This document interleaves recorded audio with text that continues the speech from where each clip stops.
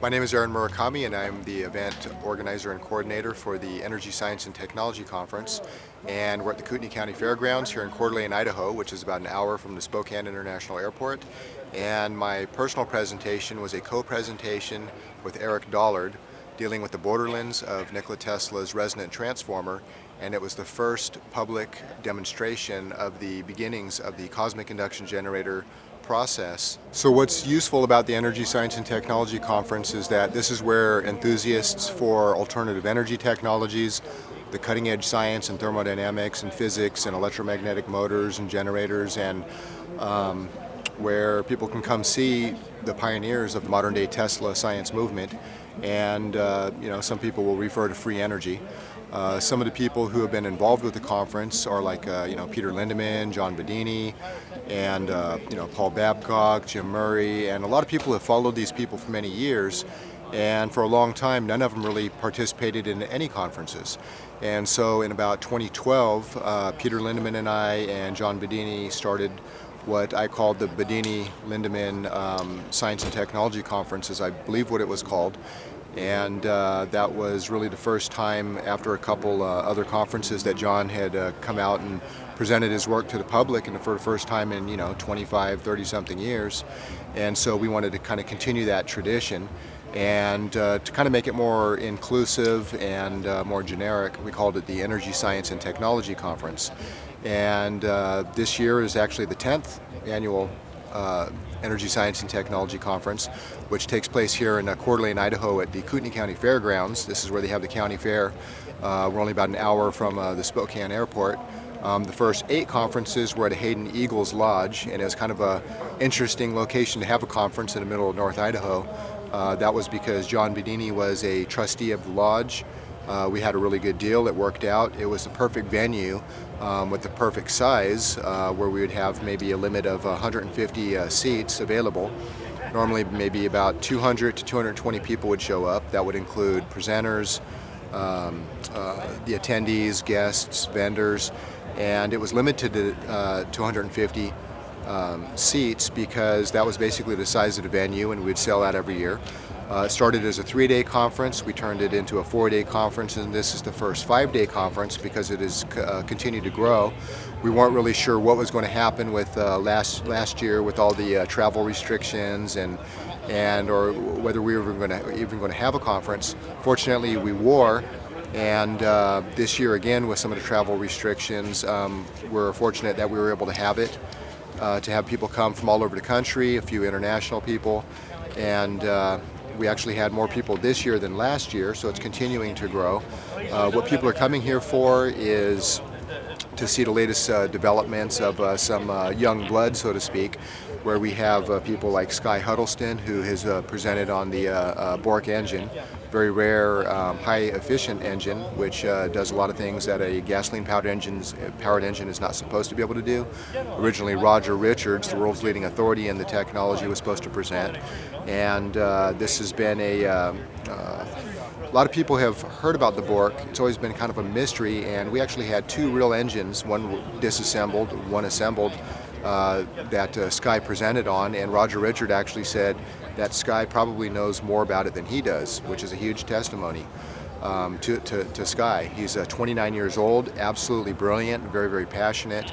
Last year we were not able to show Jeremiah Ferwerda's work on the Tesla turbine. He presented, but the demonstration didn't really work out. But this year we had an awesome demonstration, blew everybody's minds. It did exactly what is claimed on this hot-cold system, which people can see in the presentations.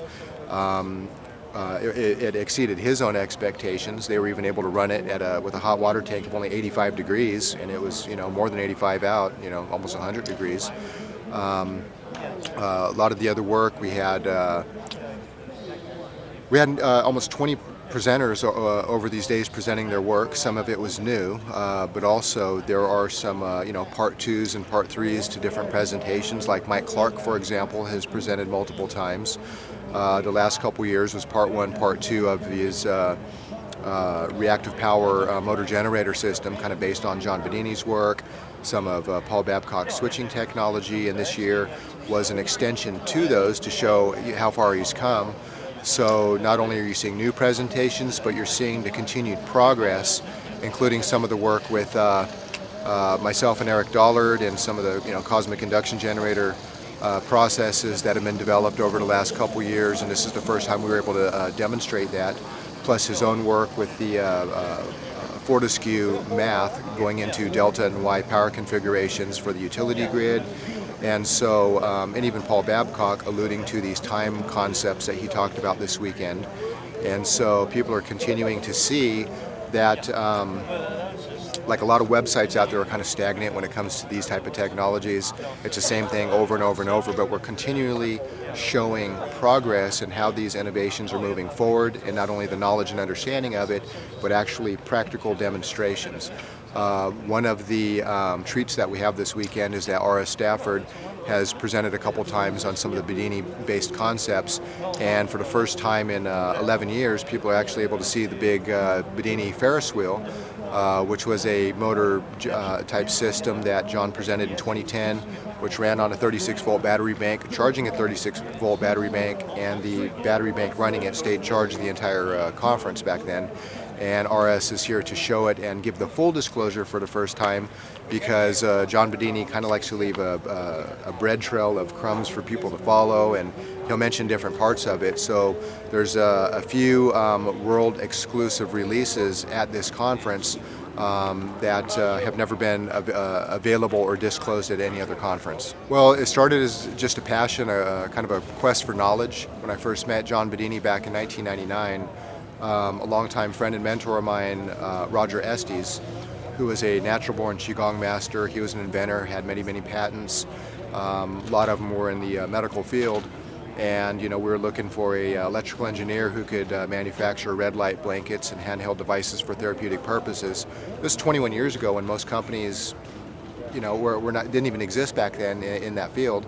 And through one connection to another, turned out to be John Bedini was in Post Falls, and he told me that my friend Roger said, yeah, I went out to see this engineer, and he had this motor that basically kept its own batteries charged up, and this is the so-called glass case motor, or the gravity wave, space flex motor, as John Bedini called it.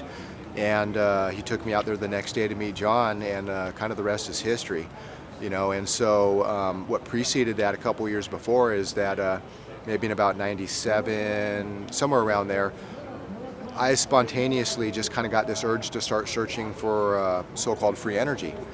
I've never heard of that term. I actually thought I invented that term, free energy, and I started to look online and saw a bunch of stuff that, a lot of it was obviously junk.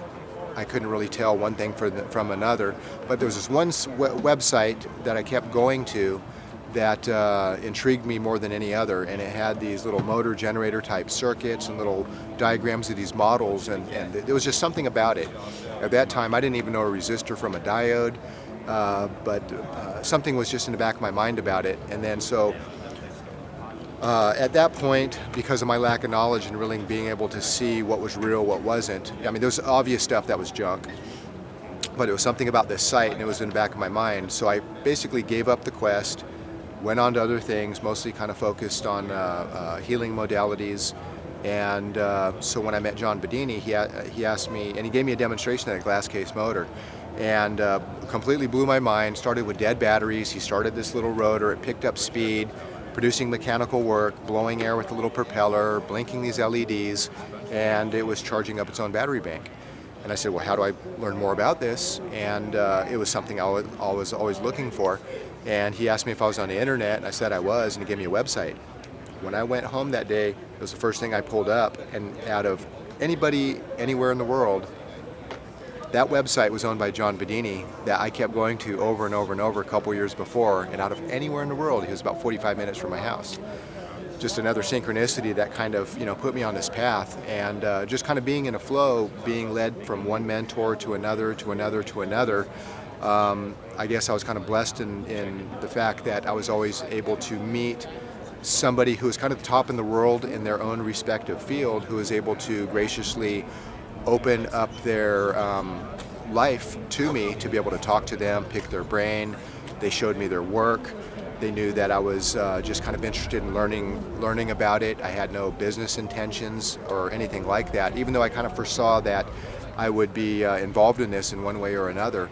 So it was really kind of a quest and a passion, and by being friends with John Bernini for 18 years before him and his brother Gary died back in about November 2016, I would just come out to his shop, and I had a kind of a free open invitation to go there anytime I wanted and ask questions and whatever, and so I just started learning, and little by little, then a few years later, Peter Lindemann moved to town to work with Bernini for a year, and got to know Peter, and one thing led to another, and Peter and I,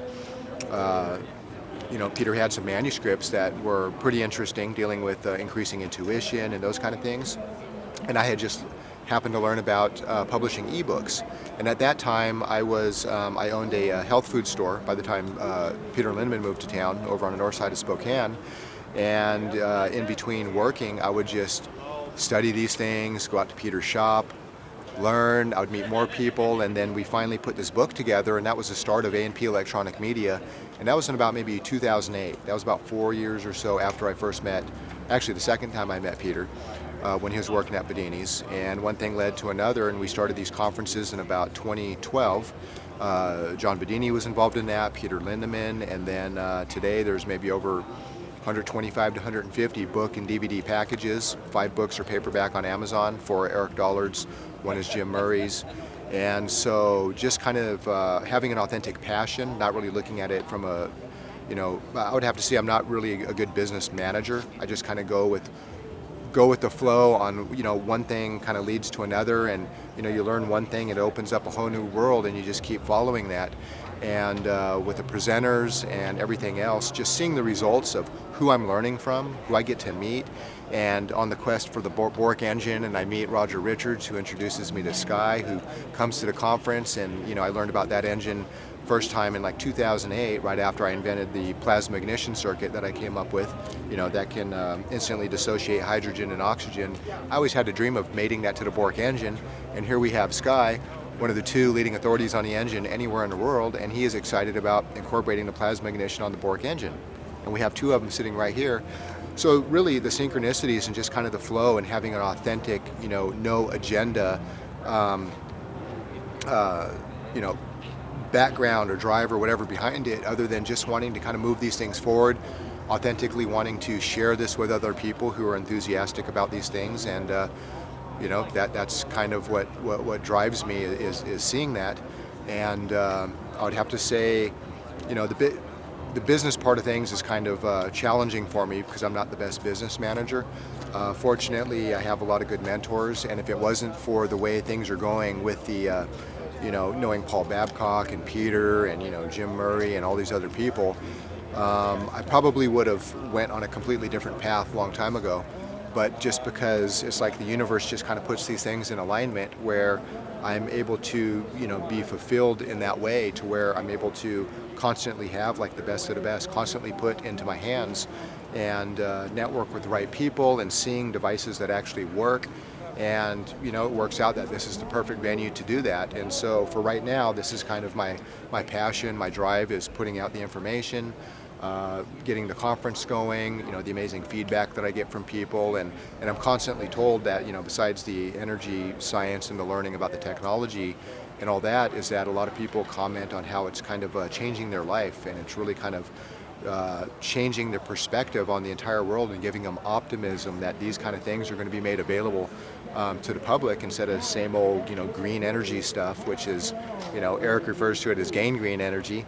You have these LED lights that are supposed to be a lot more energy efficient, but they create all this noise on the grid, and there's all these harmonic problems, and so a lot of these so-called green solutions are actually causing more problems than they solve.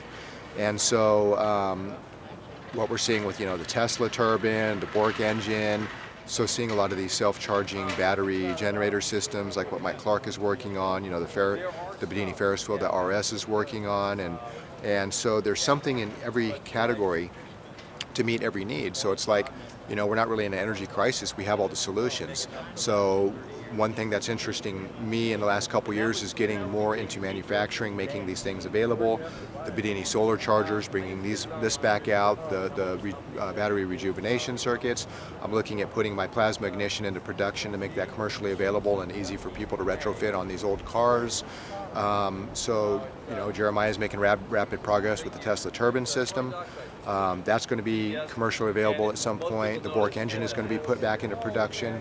So these are like some of the top, most effective, efficient solutions for their particular category, and they're all being showcased at the Energy Science and Technology Conference. So I'd absolutely recommend that everybody go to emediapress.com, absolutely take a look at the books and videos.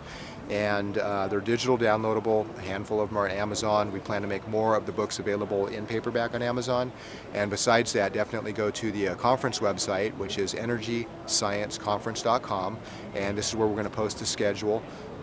We're looking at having the next year's conference, which will be the 11th annual Energy Science Technology Conference here at the Kootenai County Fairgrounds, most likely. And we're going to be constantly giving updates about all these new products and innovations that we're actually going to be able to get out in people's hands that you can't get anywhere else.